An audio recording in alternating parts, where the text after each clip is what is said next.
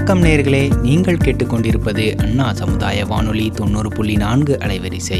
இது இந்தியாவின் முதல் சமுதாய வானொலி.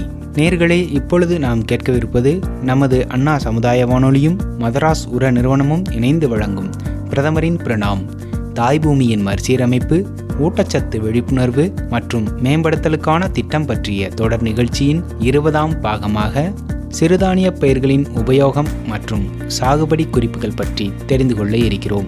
இது குறித்து மதராஸ் உர நிறுவனத்தில் கூடுதல் மேலாளராக பணிபுரிந்து கொண்டிருக்கும் திரு விஜி பாஸ்கரன் அவர்கள் விளக்கமளிக்க இருக்கிறார்கள். வாங்க நிகழ்ச்சியை கேட்கலாம். அனைவருக்கும் வணக்கம். என்னுடைய பெயர் விஜி பாஸ்கரன். நான் மதராஸ் ஃபெர்டிலைசர்ஸ் லிமிடெட் மணலி உரத் தொழிற்சாலையின் கூடுதல் மேலாளராக விற்பனை பிரிவில் பணிபுரிந்து கொண்டு வருகிறேன்.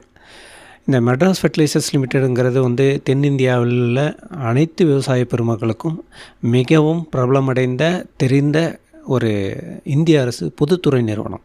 இந்த பொதுத்துறை நிறுவனத்தில் கடந்த 55 வருடங்களாக யூரியா மற்றும் காம்ப்ளெக்ஸ் உரங்களை நாங்கள் தயாரித்து கொண்டு வருகிறோம். அதில் முதல்ல தென்னிந்தியாவிலேயே ஃபஸ்ட்டு சமச்சீர் உரம் அப்படிங்கிறத பார்த்திங்கன்னா தயார் பண்ண கம்பெனிடான்னு பார்த்திங்கன்னா அது மெட்ராஸ் ஃபெர்டிலைசர்ஸ் லிமிடெட் தான். அதாவது 1960-70களில் இந்தியாவில் க்ரீன் ரெவல்யூஷனுக்கு வித்திட்ட கம்பெனியில் நம்ம மெட்ராஸ் ஃபெர்டிலைசர்ஸும் ஒன்று. ஃபாதர் ஆஃப் க்ரீன் ரெவல்யூஷன் சொல்லுவாங்க. அதாவது எம்எஸ் சுவாமிநாதன் அவர்கள். அந்த எம்எஸ் சுவாமிநாதன் அவர்கள் அந்த கோதுமையும் ப்ளஸ் நெல்லையும் புதுசாக கண்டுபிடிச்சப்ப கெமிக்கல் ஃபெர்டிலைசர்ஸ் நிறைய அளவுக்கு தேவைப்பட்டது. அப்போ அந்த தேவைப்பட்ட காம்ப்ளெக்ஸ் உரங்களை உற்பத்தி பண்ண கம்பெனிகளில் பார்த்திங்கன்னா நம்ம மெட்ராஸ் ஃபெர்டிலைசர்ஸும் ஒன்று. 1967 ஆரம்பித்து நம்ம இது வரைக்கும் காம்ப்ளெக்ஸ் ஃபெர்டிலைசர்ஸும் யூரியாவும் தயார் பண்ணி விவசாய பெருமக்களுக்கு, பர்டிகுலர்லி தென்னிந்திய விவசாய பெருமக்களுக்கு நம்ம இந்த காம்ப்ளெக்ஸ் உரங்களையும் யூரியாவும் விற்பனை செஞ்சுக்கிட்டு வர்றோம். இன்றைக்கி நம்ம முக்கியமாக இந்த எதை பற்றி பேச போகிறோம்னா, சிறுதானிய பயிர்கள்னால் என்ன, அதனால் உருவாகும் நன்மைகள் என்ன, எந்த மாதிரியான மண் நிலத்துக்கு இது கரெக்டாக இருக்கும், அதை எப்படி சாகுபடி பண்ணலாம், அதனால் பார்த்திங்கன்னா எவ்வளோ மகசூல் கிடைக்கும், விவசாய பெருமக்களுக்கு பார்த்திங்கன்னா இதனால் என்ன நன்மை கிடைக்கும், அதை பற்றி தான் நம்ம பார்க்க போகிறோம். முதல்ல சிறுதானிய பயிர்கள்னால் என்ன. தானியன்னாவே நமக்கு எல்லாருக்குமே தெரியும். கம்பு, கேழ்வரகு இமிடியேட்டாக சொல்லிவிடுவோம். அதில் நெல்லையும் சேர்த்துக்குவோம். அதுக்கடுத்து பார்த்திங்கன்னா நவதானியம்னு சொல்லுவாங்க. அந்த நவதானியில் இதில் மெயினாக பார்த்திங்கன்னா கம்பு, கேழ்வரகு இதெல்லாம் வரும். அதில் சிறுதானியம் அப்படிங்கிறது என்ன? சிறுதானியங்கிறது பார்த்திங்கன்னா திணை, வரகு, சாமை, பனிவரகு, கம்பு, கேழ்வரகு இதெல்லாம் பார்த்திங்கன்னா சிறுதானியங்கள். ஏன் அது சிறுதானியங்கள்னா அது ரொம்ப அளவில் சிறுசாக இருக்கிறதுனால அதை நம்ம சிறுதானியங்கள் அப்படிங்கிறத பார்த்திங்கன்னா. இந்த சிறுதானியங்கள்ங்கிறது பார்த்திங்கன்னா இன்றைக்கோ இல்லை நேற்றோ வந்தது கிடையாது. இது காலகாலமாக சுமார் 2000-3000 ஆண்டுகளாக இருக்குது. இது பழந்தமிழர் உணவுன்னு சொல்லுவாங்க. பண்டைய காலத்தில் சோழர், பாண்டியர், சேரர் காலத்திலிருந்தே சாப்பிட்டுக்கிட்டு வந்த உணவு பார்த்திங்கன்னா சங்க இலக்கியங்கள்லையும் ப்ளஸ் திருக்குறள்லையும் பார்த்திங்கன்னா இந்த சிறுதானியங்களை பற்றிலாம் சொல்லியிருக்காங்க. இப்போ இந்த சிறுதானியங்கள் இவ்வளோ பண்டைய நாகரிகத்திலேருந்து நம்ம சாப்பிட்டுக்கிட்டு வந்த உணவை கடந்த ஒரு 40-50 வருடங்களாக பார்த்திங்கன்னா இந்த ஜென்ரேஷன் நம்ம மறந்துட்டோம். அதுக்கு பல காரணங்கள் இருக்குது. அதாவது பணப்பயிர்கள் வந்தது ஒரு காரணம், சன்னரக அரிசி, கோதுமை இதெல்லாம் வந்தது ஒரு காரணம். இதெல்லாம் அப்புறம் ஆங்கிலேய உணவுகளுடைய மோகம் அது ஒரு காரணம். இந்த மாதிரி பல காரணங்களால் நம்ம மறந்துட்டோம். இப்போது இந்த பாரம்பரிய உணவுகள், சிறுதானிய உணவுகளை நாம் சாப்பிடுவதனால் பார்த்திங்கன்னா நமக்கு என்னென்ன நன்மைகள் கிடைக்குது அப்படிங்கிறத பற்றி நம்ம பார்க்க போகிறோம். இதனால் முக்கியமான நன்மைகள் என்னென்ன அப்படிங்கிறது பார்க்கும்போது இதில் குளுட்டமின் கிடையாது. அதனால் சர்க்கரை நோய் வர்றதுக்கான சாத்தியக்கூறுகள் மிக மிக கம்மி. அடுத்து கிளைசிமிக் இண்டெக்ஸ்ன்னு சொல்லுவாங்க. அந்த கிளைசிமிக் இண்டெக்ஸுங்கிறது என்னென்னா ஜீரணமாகி சுகரோடைய லெவல் ரத்தத்தில் கலக்கிறத தாமதப்படுத்துறது. இதை தான் கிளைசிமிக் இண்டெக்ஸ். இப்போ ரைஸ் எடுத்துக்கிட்டிங்கன்னா அதனுடைய கிளைசிமிக் இண்டெக்ஸ் 65. ஆனால் இதனுடைய கிளைசிமிக் இண்டெக்ஸ் பார்த்திங்கன்னா 50. அப்போது ஜீரணித்து இதனுடைய சர்க்கரை அளவு ரத்தத்தில் கலக்கிறது ரொம்ப ஸ்லோவாக இருக்கும், ரொம்ப லோவாக இருக்கும். அதனால் இது இந்த கிளைசிமிக் இண்டெக்ஸ் கம்மியாக இருக்கிறதுனால சர்க்கரை நோயாளிகளுக்கும் ப்ளஸ் சர்க்கரை வராமல் பார்த்துக்கிறதுக்கும் ரொம்ப ரொம்ப நல்லது. வேறு என்னென்ன நியூட்ரிஷன்ஸ் இருக்குது இதில் அப்படின்னு பார்த்தோம்னா, ரைஸை கம்பேர் பண்ணும்போது இதில் மாவுச்சத்து ரொம்ப ரொம்ப கம்மியாக இருக்குது. நார் சத்து ரொம்ப அதிகம். புரதம் ரைஸை கம்பேர் பண்ணும்போது அதிகம். கொழுப்புச்சத்தும் அதிகம்.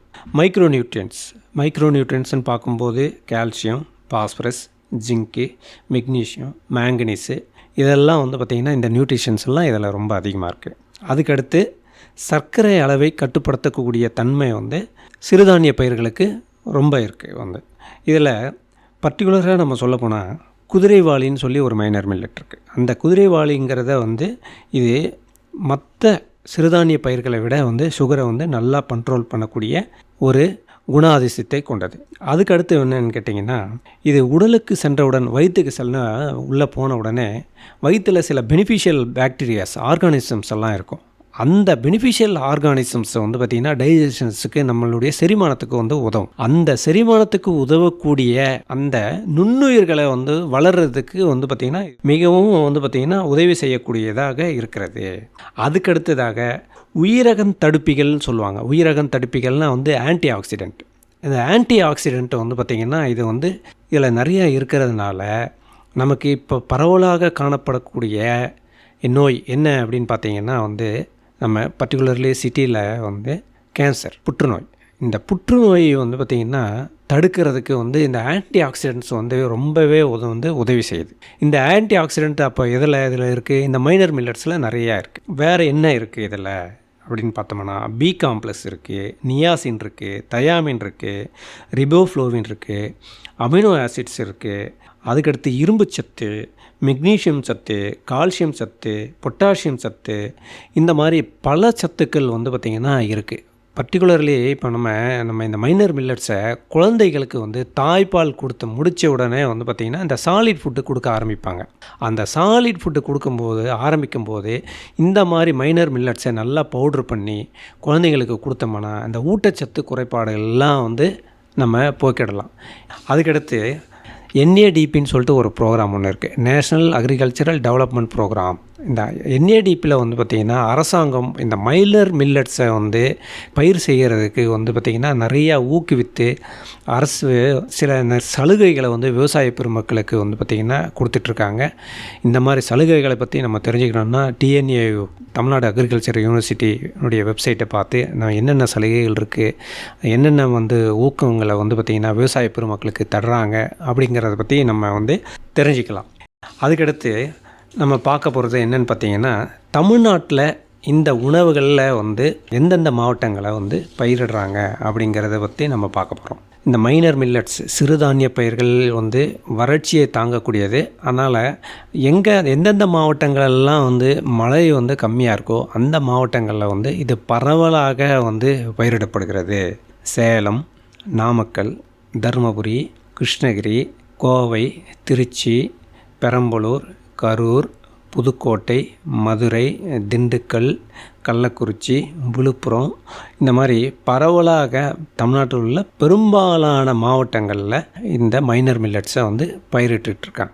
அடுத்து 1980களில் வந்து எவ்வளவு ஏக்கரில் வந்து இந்த சிறுதானிய பயிர்களில் வந்து தமிழ்நாட்டில் பயிரிட்டு இருந்தாங்க, இப்போ வந்து எவ்வளோ ஏரியாவில் எவ்வளோ அளவில் வந்து பயிரிட்டுருக்காங்க அப்படிங்கிறத பற்றி நான் சொல்ல போகிறேன். முதல்ல 1980-90களில் சோளம் வந்து 5.4 லட்சம் ஹெக்டேர்ஸ் வந்து பயிரிட்டு இருந்தாங்க. இப்போது அதே சோளம் 1.97 ஹெக்டேர் தான் பயிரிடுறாங்க. அடுத்து கம்பு 4.8 லட்சம் ஹெக்டேர்ஸில் வந்து பயிரிட்டு இருந்தாங்க. இப்போது 0.47, அதாவது 47,000 ஹெக்டேர்ஸ் தான் வந்து பயிரிடுறோம். அடுத்து ராகின்னு நம்ம எடுத்துக்கிட்டோம்னா 1.64 லட்சம் ஹெக்டேர்ஸ் வந்து பயிரிட்டு இருந்தோம் இப்போ 1980களில். இப்போ 0.83 லட்சம் ஹெக்டேர்ஸ், அதாவது 83,000 ஹெக்டேர்ஸ். மற்ற எல்லா மில்லட்ஸும் சேர்த்து, மற்ற எல்லா மில்லட்ஸ் என்னது, பனிவரகு, சாமை, குதிரைவாளி, திணை, இந்த மில்லட்ஸ் எல்லாம் சேர்த்தோம்னா 2.31 லட்சம் ஹெக்டேர்ஸு பயிரிட்டு இருந்தோம். இப்போ 35,000 ஹெக்டேர்ஸ் தான் வந்து நம்ம பயிரிடுறோம். இப்போ இதிலேருந்து நமக்கு என்ன தெரியுதுன்னா, கடந்த ஒரு 30-35 வருடங்களில், 40 வருடங்கள்லேயே அதனுடைய அளவு, பயிரிடும் அளவு வந்து பார்த்திங்கன்னா வெகுவாக வந்து குறைஞ்சி போயிருக்கு. அதுக்கு காரணம் என்ன? பயன்பாடு வந்து குறைஞ்சிருக்கு. அந்த பயன்பாடு குறையிறதுக்குன்னா நம்ம உணவு உட்கொள்ளுது நம்ம வேறு ஒரு உணவு முறைக்கு மாறிட்டோம். அதை தான் நம்ம இப்போ வந்து பார்த்திங்கன்னா இந்த ப்ரோக்ராமில் நம்ம இன்சிஸ்ட் பண்ணுறோம். இந்த மைலர் மில்லட்ஸை வந்து பார்த்திங்கன்னா நீங்கள் சாப்பிட்டீங்களானாவே வந்து இந்த இங்கிலீஷ் உணவு முறைகள் இதெல்லாம் வந்து பார்த்திங்கன்னா குறைச்சிட்டு, குறைஞ்சபட்சம் அந்த வாரத்தில் 7 நாளில் ஒரு 4 நாள், அந்த 4 நாளில் ஒவ்வொரு வேலையாவது வந்து இந்த மாதிரி சிறுதானிய பயிர்களை நம்ம கண்டிப்பாக எடுத்துக்கிட்டோம்னா ஏரியான்ற கல்டிவேஷன் வந்து பார்த்திங்கன்னா இன்க்ரீஸ் ஆகும். அதுக்கடுத்து வந்து விவசாய பெருமக்கள் பயனடைவாங்க, அவங்களுக்கு ஒரு நல்ல லாபம் கிடைக்கும். இன்னொன்று என்னென்னா, நம்மளுடைய உடல்நிலை வந்து பார்த்திங்கன்னா வெகுவாக முன்னேறும். ஒரே உணவை வந்து பார்த்திங்கன்னா திரும்ப திரும்ப இந்த இட்லி, தோசை இந்த மாதிரி உணவுகளை, ஃபாஸ்ட் ஃபுட்டு இந்த மாதிரி சாப்பிட்டு நம்மளுடைய உணவு பழக்கங்களை மாற்றிக்கிட்டு நம்மளும் வந்து பல்வேறு நோய்களுக்கு, பல்வேறு உபாதைகளை வந்து பார்த்திங்கன்னா சுமந்துக்கிட்டு இருக்கோம். வந்து பார்த்திங்கன்னா இந்த மாதிரி உணவுகளை உட்கொண்டு மேற்கொண்டோம்னா விவசாய பெருமக்களும் நல்லா இருப்பாங்க, நம்மளும் நல்லா இருப்போம்னு சொல்லி கேட்டுக்கிறேன். சிறுதானிய பயிர்களை நான் இப்போ ஏற்கனவே என்னென்ன மில்லட்டுன்னு சொன்னேன். குதிரைவாளி, வரகு, சாமை, திணை, பனிவரகு. இதனுடைய ஆயுட்காலம், அதாவது எத்தனை நாளில் விதைச்சி அறுவடை பண்ணிடலாம் அப்படிங்கிறத பற்றி நம்ம சொல்ல போகிறோம். நம்ம பல்சஸ் போடுறோம் இல்லையா, பல்சஸ்ங்கிறது என்னதுங்க? பயிர் வகைகள். பயிர் வகைகளில் வந்து பார்த்திங்கன்னா உளுந்து, பச்சை பயிறு, இதெல்லாம் ஒரு 70 நாள். அதே மாதிரி தான் இதுவும். இதில் இப்போது பார்ன்யார்ட் மில்லட்டுங்கிறது என்னன்னு கேட்டிங்கன்னா குதிரைவாளி. இதனுடைய கல்டிவேஷன் டைம், இது எத்தனை நாளில் பயிரிடலாம் அப்படின்னு பார்த்தோம்னா சுமார் 75 நாள்லேருந்து 90 நாளுக்குள்ளே வந்து இதை பயிரிட்டு அறுவடை பண்ணிடலாம். அடுத்து கோடோ மில்லட், வரகு 90 நாள்லேருந்து 120 நாட்கள். அடுத்து லிட்டில் மில்லட், சாமை 80 நாள்லேருந்து 85 நாட்கள். அடுத்து ஃபாக்ஸ்டைல் மில்லட், திணை 60 நாள். அடுத்து ப்ரோசோ மில்லட், பனிவரகு 60 நாள்லேருந்து 90 நாளில் அறுவடை பண்ணிடலாம். அதுக்கடுத்து நம்ம இது எந்த மாதிரி ஒரு காலகட்டத்தில் பருவநிலையில் வந்து பயிரிடணும் அப்படிங்கிறத பற்றி நம்ம சொல்ல போகிறோம். இதில் எந்த மாதிரி சீதோஷண நிலை வந்து கரெக்டாக இருக்கும்னு பார்த்தோம்னா நமக்கு ஜூலை மாதத்தில் வந்து பார்த்திங்கன்னா இதை பயிரிடுறதுக்கு வந்து ஒரு சரியான தருணம். ஜூலையிலேருந்து செப்டம்பர், ஜூலை, ஆகஸ்ட், செப்டம்பர் 90 நாள். இந்த குதிரைவாளி தான் வந்து ஒரு 120 டேஸ் டியூரேஷன். அது அக்டோபர். அதாவது நமக்கு வடகிழக்கு பருவமழை வந்து தமிழ்நாட்டில் நமக்கு அக்டோபர் 15லேருந்து 25ஆம் தேதிக்குள்ளே ஆரம்பிக்கும். அந்த 25ஆம் தேதிக்குள்ளே ஆரம்பிக்கிறதுக்கு முன்னாடியே இந்த பயிர்களை வந்து பார்த்திங்கன்னா நம்ம பயிரிட்டு அறுவடை பண்ணி முடிச்சிடலாம். ஸோ மழையினால் இந்த பயிர் வந்து பாதிக்காது. அதனால் இதுதான் வந்து சரியான பருவம். அதுக்கடுத்து எந்த மாதிரியான நிலங்கள் சூட்டபுளாக இருக்கும் அப்படிங்கிறது பார்க்கும்போது வந்து பார்த்திங்கன்னா இதுக்கு மணற்பாங்கான நிலம், செம்மண் நிலம், இந்த மாதிரியான நிலங்கள் வந்து பார்த்திங்கன்னா ரொம்ப சூட்டபுளாக இருக்கும். தண்ணி ரொம்ப அதிகமாக தேங்கக்கூடாது. தண்ணி தேங்கக்கூடிய நிலமாக இருந்ததுன்னா வந்து இது வந்து கல்டிவேட் பண்ணுறது ரொம்ப ரொம்ப கஷ்டம். கரிசல் மண்ணாக இருக்குது, எல்லாம் ஹார்ட் களிமண்ணாக இருக்குது, அந்த மாதிரி நிலங்களில் வந்து பார்த்திங்கன்னா இது விளைவிக்கிறது கஷ்டம். நார்மலாகவே பார்த்திங்கன்னா நான் ஏற்கனவே என்னென்ன மாவட்டங்கள் சொல்லணுன்னு பார்த்தீங்கன்னா தருமபுரி, கள்ளக்குறிச்சி, சேலம், நாமக்கல், கிருஷ்ணகிரி, கோவை, புதுக்கோட்டை, திண்டுக்கல், இந்த மாதிரி மாவட்டங்களில் வந்து பார்த்திங்கன்னா மழையளவு வந்து இப்போ நார்த் ஈஸ்ட் மான்சூன் பெய்யக்கூடிய மாவட்டங்களை விட இந்த மாவட்டங்களில் கொஞ்சம் மழையளவு கம்மியாக தான் இருக்கும். நான் மேற்கு சொன்ன மாவட்டங்களில் வந்து பார்த்திங்கன்னா மண் வளமும் வந்து ரொம்ப ஹார்டான ஒரு கிளே சாயிலாக இருக்காது, லூஸ் சாயிலாக இருக்கும்.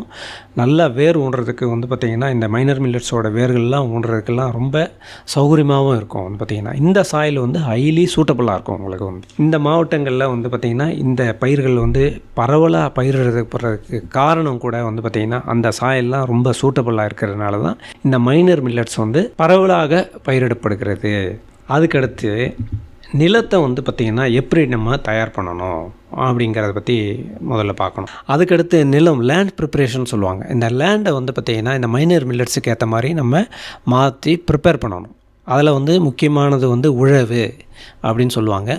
அதாவது உழவுங்கிறது என்னென்னா உழவு கருவிகளை கொண்டு நல்ல ஹார்டான சாயில் இல்லை கட்டியாக இருக்கிற மண்ணை வந்து பார்த்திங்கன்னா லூஸ் பண்ணி வேர் ஊன்றதுக்கும் அந்த வேரை வந்து பார்த்திங்கன்னா வளர்ச்சி அடைகிறதுக்கும் அந்த மண் வந்து பார்த்திங்கன்னா நீரை தக்க வச்சுக்கிறதுக்கும் அந்த வேர் வந்து பார்த்திங்கன்னா ஊனி நல்லா வளர்கிறதுக்கும் பயிர் வளர்ச்சிக்கு உதவுறதுக்கும் வந்து பார்த்திங்கன்னா ஏற்ற மாதிரி நம்ம மண்ணை வந்து லூஸ் பண்ணி கொடுக்கறது தான் வந்து உழவு. 2 உழவு இல்லை 3 உழவு நம்ம உழும்போது வந்து பார்த்திங்கன்னா மண் லூஸ் ஆயிரும். அதில் முக்கியமாக சொல்ல போகிறது கோடை உழவு, சம்மர் ப்ளவிங் சொல்லுவாங்க ஆங்கிலத்தில். வந்து பார்த்திங்கன்னா கோடையில் வந்து கோடை மழைன்னே ஒன்று உண்டு. அந்த கோடை மழையில் வந்து மழை பெஞ்ச உடனே வந்து நம்ம கோடை உழவு உழுதுமோனா நல்லா வந்து என்ன ஆகும்னு கேட்டிங்கன்னா, கட்டி கட்டியாக இருக்கிற மண்ணெல்லாம், ஹார்டாக இருக்கிற மண்ணெல்லாம் நல்லா லூஸ் ஆயிரும். நல்லா லூஸ் ஆன உடனே வந்து என்ன ஆகும்னு கேட்டிங்கன்னா, அதனுடைய சருகுகள், அப்புறம் வந்து பார்த்திங்கன்னா பியூப்பா, அதுக்கடுத்து வந்து பாக்டீரியா, ஃபங்கஸ்ஸு, இதெல்லாம் வந்து பார்த்திங்கன்னா அந்த சருகுகளில் இருக்கும். இந்த கோடை உழவு உள்ளே இருக்கிறதெல்லாம் எல்லாமே வந்து எல்லாம் வெளியில் வந்துடும். மழை பெஞ்ச உடனே ஒரு சம்மர் உழவு ஊதிட்டோம்னா நிறைய பறவைகள் இருக்கும். அங்கே வந்து பார்த்திங்கன்னா அந்த பறவைகள் வந்து இந்த பூச்சிகளை வந்து திங்கிறதுக்கு தான் வரும். அந்த பூச்சிகளை வந்து நம்ம குறைச்சிட்டோம்னாவே வந்து மெயின் ஃபீல்டில் வந்து பயிர் வளர்ச்சி அடைஞ்ச உடனே வந்து பூச்சியினால் தாக்கப்படக்கூடிய தன்மை வந்து குறைஞ்சி போயிடும். அதுக்கடுத்து வந்து ஃபங்கல், பாக்டீரியல் டிசீஸ், நோய்கள். இந்த நோய்கள்லாம் வந்து எது மூலமாக வருதுன்னா மண் மூலமாக வருது. அடுத்து அந்த மண்ணில் இருக்க சருகுகள் மூலமாக வருது, குச்சிகள்னு சொல்லுவோம், அது மூலமாக வருது. அந்த இதிலெல்லாம் வந்து நம்ம கம்ப்ளீட்டாக நம்ம எடுத்துட்டோம்னா, இந்த வெயிலில் ஃபுல்லாக கம்ப்ளீட்டாக காய வச்சிட்டோம்னா நம்ம நோயையும் தடுக்கலாம், இந்த மாதிரி பூச்சி தொல்லைகளையும் வந்து குறைக்கலாம். அதுக்கடுத்து முக்கியமாக சொல்ல போனால் நம்ம களையினுடைய அளவையும் நம்ம கண்ட்ரோல் பண்ணலாம். அருகம்புல், கோரைப்புல், இதெல்லாம் வந்து பார்த்திங்கன்னா சாதாரணமாக வந்து எல்லா ஒரு நிலத்துலையும் வந்து பார்த்திங்கன்னா ஒரு முளைக்கக்கூடியது. களையினுடைய தொல்லை வந்து பார்த்திங்கன்னா குறைஞ்சி போயிடும். அதுக்கடுத்து சம்மர் உழவுனால என்ன பயன்? காற்று பரிமாற்றம், ஏரேஷன் வந்து பார்த்திங்கன்னா சாயலில் நல்லா நடக்கும். இந்த ஏரேஷன் தான் வந்து பார்த்திங்கன்னா ரொம்ப ரொம்ப முக்கியமானது வந்து பார்த்திங்கன்னா பயிர் வளர்ச்சிக்கு. அதுக்கடுத்து சாயில் வந்து நல்லா லூஸ் ஆகும். லூஸ் ஆகிறதுனால என்ன ஆகும்? வேர் வளர்ச்சி நல்லாயிருக்கும். அதுக்கடுத்து மண்ணுடைய வாட்டர் ரிட்டென்ஷன் கெப்பாசிட்டிம்பாங்க. மண்ணை வந்து பார்த்திங்கன்னா என்னென்னா மழை பெய்யும் போது அந்த தண்ணியை உறிஞ்சி வச்சு தக்க வச்சு பயிர்களுக்கு கொடுத்துக்கிட்டே இருக்கும். அதுக்கடுத்து நம்ம வந்து என்ன பண்ணணும்? இந்த கோடை உழவு முடிச்சிட்டோம். கோடை உழவு முடிச்சிட்டோம்னா அடுத்து ஒரு உழவில் லேண்டை வந்து ப்ரிப்பேர் பண்ணணும். லேண்டை ப்ரிப்பேர் பண்ணுறது வந்து பார்த்திங்கன்னா நம்ம சால் ஓட்டணும். அதாவது ஒரு சால் ஓட்டுறது என்னென்னு கேட்டிங்கன்னா ரிட்ஜும் ஃபர்ரோவும் ஃபாலோ பண்ணணும். ரிட்ஜுங்கிறதுங்கிற என்னென்னா ஒரு மேடு, ஃபர்ரோங்கிறது வந்து பார்த்திங்கன்னா ஒரு பள்ளமான பகுதி. ஒரு ரிட்ஜு, ஒரு ஃபர்ரோ, மேடு பள்ளம் அப்படின்னு சொல்லி மாறி மாறி வரும். அப்போ அதில் வந்து பார்த்திங்கன்னா இந்த ஒரு மேடுக்கும் இன்னொரு மேடுக்கும் அதாவது வரிசையாக இருக்கும். அந்த வரிசையில் வந்து பார்த்திங்கன்னா உள்ள கேப் வந்து பார்த்திங்கன்னா நமக்கு ஒரு 25 சென்டிமீட்டர் அளவு இருக்கும். பார்த்திங்கன்னா அந்த 25 சென்டிமீட்டரில் நம்ம இந்த மில்லட்ஸை நம்ம அப்படியே வரிசையாகவும் போட்டுக்கிட்டே போகலாம். இல்லை இன்னொரு மெத்தடில் வந்து என்ன பண்ணலாம், வீசுறது, ப்ராட்காஸ்டிங்னு சொல்லுவாங்க. பார்த்திங்கன்னா கையால் வந்து வீசி விட்டுருவாங்க. வீசி விட்டாங்கன்னா வந்து அது பாட்டுக்கும் மாய்ஸ்சர் கிடச்ச உடனே வளர ஆரம்பிச்சிடும் பார்த்திங்கன்னா. பட் ஆனால் இந்த மாதிரி வீசுறதை விட இது ரிட்ஜில் வந்து போடும்போது நமக்கு வந்து பயிர் ஒரே சீராக இருக்கும், யூனிஃபார்ம் வந்து ஒரு கேப் கிடைக்கும், ஏரேஷன் நல்லாயிருக்கும். வந்து பார்த்திங்கன்னா பயிர் வளர்ச்சிக்கு வந்து நல்லாயிருக்கும். இது வந்து இந்த மாதிரி சயின்டிஃபிக்காக பண்ணுறக்கூடிய ஒரு இது தான் நம்ம இந்த ரிட்ஜ் ஃபர்ரோ மெத்தடில் ஃபாலோ பண்ணி வந்து விதையை வந்து விதைக்கிறது.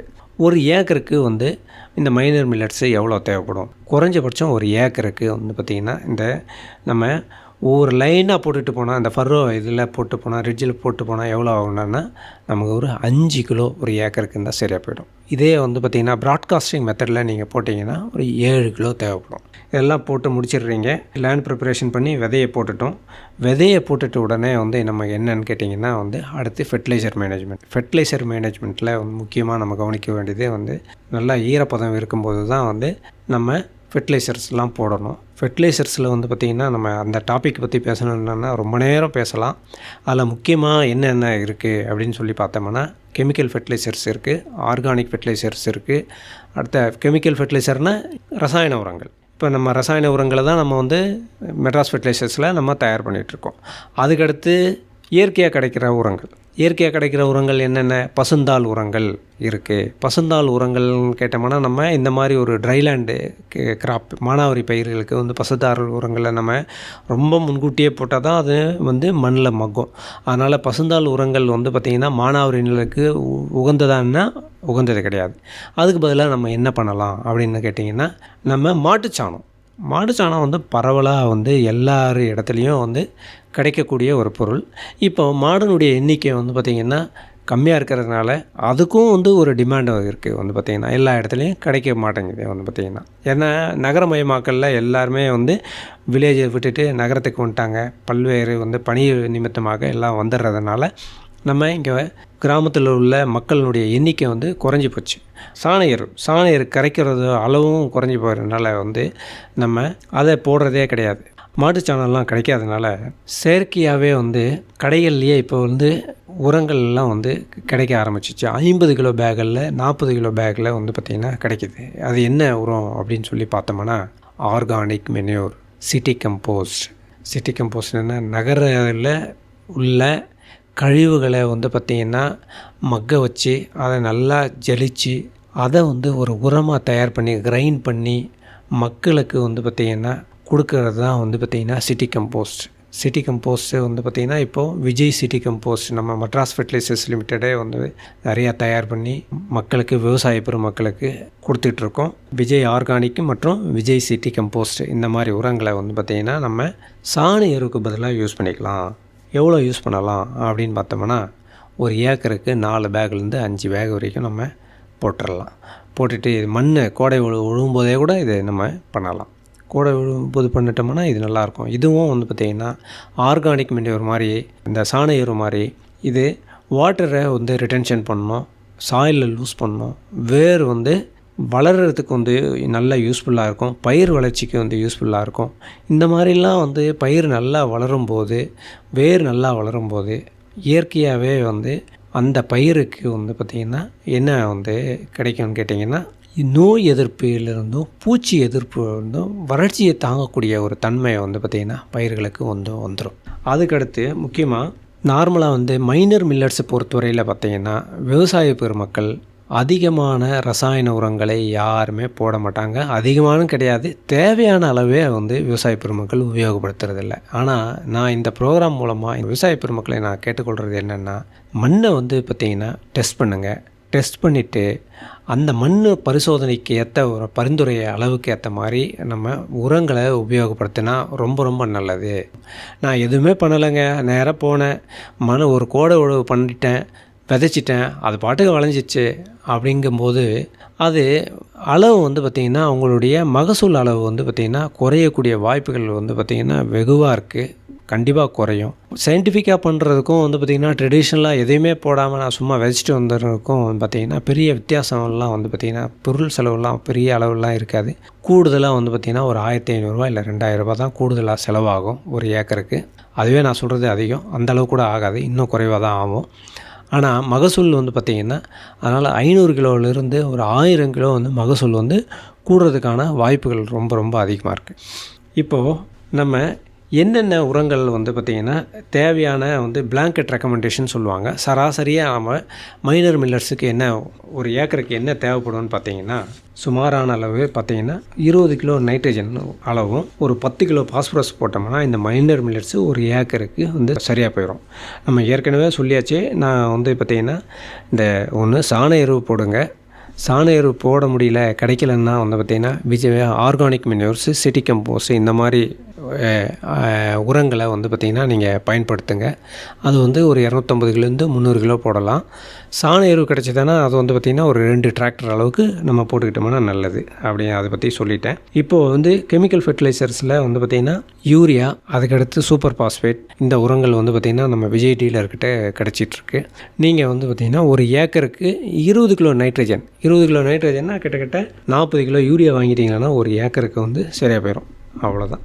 அடுத்து ஒரு 10 கிலோ P2O5 மணிச்சத்து வந்து அதாவது ஒரு மூட்டை நம்ம வந்து சூப்பர் பாஸ்பேட் வாங்கினோம்னா சரியாக போயிடும். அல்லது வந்து பார்த்திங்கன்னா இல்லை நான் யூரியாவும் இல்லை இதுவும் தனித்தனியாக வாங்கணும், வேண்டாம் நான் காம்ப்ளெக்ஸாக போடுறேன் அப்படின்னா வந்து பார்த்திங்கன்னா நீங்கள் காம்ப்ளெக்ஸாகவும் போட்டுக்கலாம். ஒரு மூட்டை 17 உரங்கள் நம்மக்கிட்ட விஜய் 17 இருக்குது. அந்த 17 உரங்களையும் நம்ம வந்து நீங்கள் பயன்படுத்திக்கிட்டிங்கன்னா ஒரு ஏக்கருக்கு ஒரு மூட்டை போட்டிங்கன்னா போதுங்க. இந்த மைனர் மில்லட்ஸுக்கு நல்லா ஈரப்பதம் இருக்கும்போது போட்டு விட்டிங்கன்னா சுமார் சூப்பராக வந்து பார்த்திங்கன்னா பயிரெலாம் வளர ஆரம்பிச்சிடும். இது ரொம்ப ரொம்ப வந்து பார்த்திங்கன்னா யூஸ்ஃபுல்லாகவும் இருக்கும். உங்களுடைய மகசூல் அதிகரிக்கிறதுக்கு ரொம்ப ரொம்ப யூஸ்ஃபுல்லாக இருக்கும். இதை தவிர வந்து உங்களுக்கு கெமிக்கல் ஃபெர்டிலைசரில் முக்கியமாக வந்து நைட்ரஜன், பாஸ்பரஸ், பொட்டாஷ். நைட்ரஜன்னா தழைச்சத்து, பாஸ்பரஸ்னா மணிச்சத்து, சாம்பல் சத்துன்னா பொட்டாஷ். இதுதான் வந்து முக்கியமான ப்ரைமரி நியூட்ரியன்ட்ஸ்னு சொல்லுவாங்க. இந்த ப்ரைமரி நியூட்ரியன்ஸ் தான் வந்து பயிர்களுக்கு முக்கியமாக தேவை. இந்த முக்கியமான தேவையான இது எல்லாம் எதில் இருக்குது அப்படின்னு பார்த்தீங்கன்னா தழைச்சத்துன்னு எடுத்துக்கிட்டிங்கன்னா அமோனியம் குளோரைடு, அமோனியம் சல்ஃபேட்டில் இருக்குது, யூரியா இருக்குது. அதுக்கடுத்து பொட்டாஷ், தனியாகவே பொட்டாஷியம் கிடைக்கிது, மியூரேட் ஆஃப் பொட்டாஷ், அதுவும் நம்ம யூஸ் பண்ணிக்கலாம். அதுக்கடுத்து இல்லை காம்ப்ளெக்ஸ் உரங்கள். காம்ப்ளெக்ஸ் உரங்களில் டிஃப்ரெண்ட் கிரேட்ஸில் இருக்குது. 17-15 சமச்சீர் உரம், அதுக்கடுத்து 16-16 இருக்குது, 15-15 இருக்குது, 20-20 இருக்குது. இந்த மாதிரி பல கிரேடில் 28-28 இருக்குது, 14-35-14 இந்த மாதிரி பல கிரேடில் வந்து பார்த்திங்கன்னா கெமிக்கல் ஃபெர்டிலைசர்ஸ் மார்க்கெட்டில் கிடைக்கிது. அதில் வந்து சமச்சீர் உரம் 17-17 போட்டுக்கிட்டிங்கன்னா உங்களுக்கு இந்த மைனர் மில்லட்ஸுக்கு ஒரு மூட்டை, நான் ஏற்கனவே சொல்லிட்டேன், அந்த ஒரு மூட்டை போட்டுக்கிட்டோம்னாவே உங்களுக்கு போதுமான அளவு சரியாக போயிடும் அப்படின்னு சொல்லியாச்சு. அதுக்கடுத்து வந்து கலை மேலாண்மை அப்படின்னு நம்ம எடுத்துக்கிட்டோம்னா முக்கியமாக நம்ம இதில் கவனிக்க வேண்டியது, நம்ம விதைச்ச 20 நாள்லேருந்து 25ஆவது நாளில் ஒரு களை எடுத்துட்டோம்னா ரொம்ப ரொம்ப நல்லது. அடுத்து நீர் நிர்வாகம். நீர் நிர்வாகத்தில் முக்கியமான தருணம் அப்படின்னு நம்ம எடுத்துக்கிட்டோம்னா இது டில்லரிங் ஸ்டேஜ் வந்து பார்த்திங்கன்னா வளரக்கூடிய ஒரு பருவம். அதுக்கடுத்து வந்து பூக்கும் பருவம். பூத்து வந்து பார்த்திங்கன்னா அந்த கிரெயின்ஸ் எல்லாம் ஃபில் ஆகும் பாருங்கள், அந்த பருவம். இந்த பருவத்தில் வந்து பார்த்திங்கன்னா முக்கியமாக வந்து தண்ணி வேணும். அந்த தண்ணியை நம்ம கொடுத்துட்டோம்னா நமக்கு தேவையான அளவுக்கு வந்து பார்த்திங்கன்னா மகசூல் குறையாமல் வந்து பயிரை வந்து காப்பாற்றிடலாம். சப்போஸ் அந்த நேரத்தில் நமக்கு வந்து முக்கியமாக மழை பெய்யலை, நமக்கு கிணத்து தண்ணி இருக்குது, இல்லை பாசனம் இருக்குது, நம்ம இல்லை ஏதாவது வந்து அரேஞ்ச் பண்ணி நம்ம தண்ணி விட்டுறலான்னா நம்ம ஒரு இரிகேஷனை ஒரு பயிர் அட்லீஸ்ட் ஒன்றாவது நம்ம பண்ணிட்டோம்னா இந்த பயிரை வந்து நம்ம காப்பாற்றிடலாம். நார்மலாக வந்து என்னென்னு கேட்டிங்கன்னா ஒரு 15 மில்லிமீட்டர் 10 மில்லிமீட்டர் மழை பெஞ்சாவே நம்ம வந்து இதுக்கு தேவையான அளவுக்கு வந்து தண்ணி கிடச்சிரும். அதனால் வந்து இந்த பருவத்தில் நான் ஏற்கனவே சொன்ன மாதிரி ஜூலை டு செப்டம்பரில் நம்ம கண்டிப்பாக ஒரு மழை இருக்கும். இந்த மழையிலே வந்து இதை வந்து வளர்ந்துடும். இதில் முக்கியமாக என்னென்ன நோய்கள் தாக்கும் அப்படின்னு நம்ம பார்த்தோம்னா வந்து லீவ் ஸ்பாட்டு, ஸ்மட் டிசீஸு முக்கியமாக இருக்கும். அதுக்கடுத்து வந்து டவுன் மில்டியூ ஏதாவது வந்து வர்றதுக்கான வாய்ப்புகள் இருக்குது. இதுக்கு வந்து என்னென்னு கேட்டிங்கன்னா நம்ம இயற்கை பூச்சிக்கொல்லி மருந்துகள் அப்படின்னு சொல்லி பார்க்கும்போது விஜய் நீம்னு சொல்லி நம்மக்கிட்ட இருக்குது. எம்எஃப்எல்லே தயார் பண்ணி நம்ம கொடுத்துட்ருக்கோம். வந்து அது என்னென்னு கேட்டிங்கன்னா வந்து வேப்பனுடைய கொட்டையிலிருந்து அசார்டைரெக்டின்ங்கிற ஒரு பொருளை நம்ம எடுத்து நம்ம கொடுத்துட்ருக்கோம். அதை ஒரு ஸ்ப்ரே கொடுத்தோம்னாலும் சரியாக போயிடும். மேக்ஸிமம் வந்து பார்த்திங்கன்னா இந்த மாதிரி மில்லட்ஸுக்கு வந்து தேவைப்படாது, தேவைப்பட்டால் நம்ம செஞ்சுக்கலாம். அதுக்கடுத்து வந்து சுமார் வந்து நம்ம இந்த ஒரு ஏக்கர் நம்ம இதை கல்டிவேட் பண்ணுறதுக்கு நமக்கு வந்து ஒரு கோடை உழவு, சீட் காஸ்ட்டு, ஒரு களை, இதுதான் நம்ம மெயினாக செலவு பண்ணுறதே. இதுக்கு சுமார் ஒரு 3000லேருந்து 5000 ரூபா வரையும் வந்து ஒரு ஏக்கருக்கு செலவு பண்ணுவாங்க. இப்போது சராசரியாக நம்ம பார்த்தோம்னா நல்ல மகசூல் வந்து சுமார் 1.5 டன்னிலிருந்து 2 டன்னு வந்து ஏக்கருக்கு வந்து சாதாரணமாக கிடைக்கிது. இது இந்த மைனர் மில்லட்ஸ் சிறுதானிய பயிர்களில் 2 டன் மகசூல்லாம் இன்றைக்கி வந்து ஒரு திணை நம்ம எடுத்துக்கிட்டோம்னா திணை, வரகு, சாமையெல்லாம் ஒரு 50 ரூபா அளவுக்கு வந்து இது மார்க்கெட்டில் வாங்குறதுக்கு வந்து விவசாய பெருமக்கள்கிட்ட வாங்குறதுக்கு வந்து மக்கள் ரெடியாக இருக்காங்க. இதை அறுவடை பண்ணுறதுக்கும் வந்து பார்த்திங்கன்னா மிஷின்லாம் வந்துருச்சு. இதை திணை, வரகு, சாமைக்குன்னு தனியாக வந்து ஒவ்வொரு மாவட்டங்கள்லேயும் வந்து பார்த்திங்கன்னா அந்த மாவட்ட தலைநகரில் இதை பிரித்து எடுக்கிறதுக்கு தனி மிஷின்ஸ் எல்லாம் இருக்குது. அதனால் வந்து பார்த்திங்கன்னா இதை சாகுபடி பண்ணி இதை சுத்தப்படுத்துறதுக்கும் வந்து விவசாய பெருமக்கள் வந்து ரொம்ப கஷ்டப்பட தேவையில்லை. மேற்கொண்ட வந்து சாகுபடி குறிப்புகள், நான் சொன்ன சில சாகுபடி குறிப்புகள்லாம் செஞ்சு பயிர் மேலாண்மையை வந்து நல்ல தீவிரமாக நம்ம செய்யும் போது ஒரு நல்ல ஒரு மகசூல் வந்து பார்த்திங்கன்னா இதில் கிடைக்கக்கூடிய ஒரு வாய்ப்புகள் வந்து பிரகாசமாக இருக்குது. இந்த மாதிரி இந்த மைனர் மில்லட்ஸை பெருவாரியான மக்கள் உபயோகப்படுத்தி விவசாய பெருமக்களை வாழ வைத்து நாமளும் பயன்பெற வேண்டும் என இந்த நிகழ்ச்சியின் சார்பாக கேட்டுக்கொண்டு விடைபெறுகிறேன். வணக்கம். நேர்கள் இதுவரை கேட்டது நமது அண்ணா சமுதாய வானொலியும் மதராஸ் உர நிறுவனமும் இணைந்து வழங்கிய பிரதமரின் பிரணாம் திட்டம் பற்றிய தொடர் நிகழ்ச்சியின் 20ஆம் பாகம். மீண்டும் அடுத்த நிகழ்ச்சியில் சந்திப்போம். நன்றி, வணக்கம்.